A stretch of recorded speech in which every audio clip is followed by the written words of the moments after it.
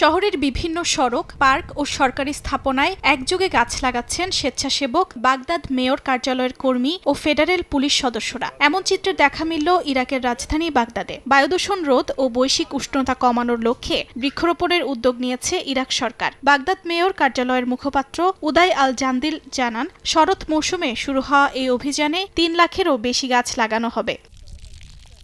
পরিবেশ কর্মীরা বলছেন, কংক্রিটে ঘেরা শহরগুলোতে এমন অভিযানের মাধ্যমে শুধু সৌন্দর্যই বাড়ে না, বরং বাতাসে কার্বন নিঃসরণও উল্লেখযোগ্যভাবে কমানো সম্ভব। তাদের মতে, নাগরিকদের অংশগ্রহণ থাকলে নগর পরিবেশ টেকসই উন্নয়নের পথে এগোবে। বাগদাদের এই প্রচারণা এবং আরো অনেক কিছুর প্রয়োজন। মূল কারণ হলো দূষণ, বিশেষ করে ক্রমবর্ধমান গাড়ি এবং ব্যক্তিগত বিদ্যুৎ জেনারেটরের সংখ্যা, যার উপর মানুষ নির্ভরশীল। প্রতিটি গাড়ির জন্য কমপক্ষে 4টি গাছের প্রয়োজন। বলা হয় যে বাগদাদে আমাদের প্রায় 30 লাখ গাড়ি আছে, তাই আমাদের প্রায় 12 লাখ গাছের প্রয়োজন।